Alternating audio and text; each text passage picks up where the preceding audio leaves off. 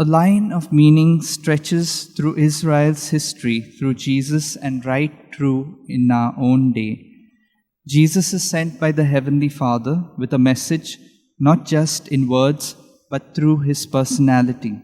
He is both the messenger and the message from the heart of the living God. Like Yahweh on Mount Horeb, Jesus can say of himself, I am. This I am title not only identifies Jesus with the eternal divinity, but links him into the long history of Israel. He is the visible presence of the God who spoke to Moses at the burning bush, the mysterious Savior whose name is I am, or Yahweh. Exodus chapter 3, verse 14.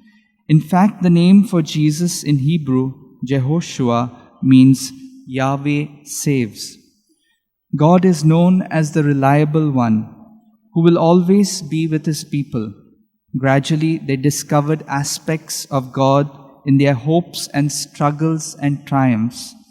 The sacred name of Yahweh is deliberately echoed by Jesus when he says that you may believe that I am. In this phrase, he links himself to the entire history of Israel and of mankind.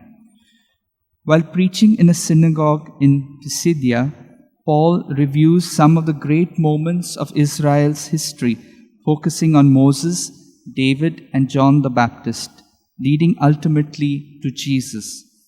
Israel's long history from the eternal God to Jesus of Nazareth saw many hardships and new situations. They escaped from oppression in Egypt, but their entry to the land of promise was delayed for 40 years. Even when they invaded the land of Canaan, it was a long time before they settled it under a monarchy. Their first king, Saul, was deposed, and after 4 centuries, David's dynasty also disappeared. Their series of defeats and renewals continued within the life of Jesus and his church. Judas, one of the apostles, betrayed him, but Jesus predicted this betrayal and put it in a positive light. I tell you, before it takes place, so that you may know that I am.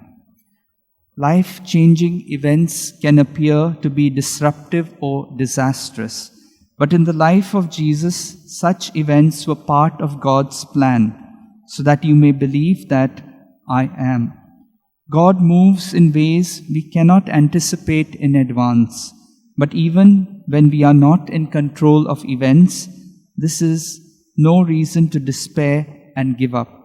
On the example of Jesus and Paul, we turn to God in prayer and realize that ultimately it is God who directs all things. Trusting in this providence, we can be inwardly at peace. When Jesus told his disciples to welcome children in his name, it was a surprise and a wake-up call. They were arguing about which of them should be in charge and sit at the top of the table. But seeking social status like this was trivial and had no place in the kingdom of God.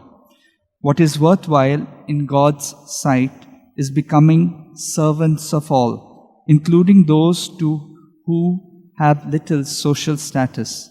Like the disciples, we can easily slide into frivolous values that are not those of the kingdom of God. Only by keeping our focus on Jesus and listening to his words will his values shape how we think, speak, and act. That I may continue to follow the Lord closely in my life, let's pray for this grace for one another.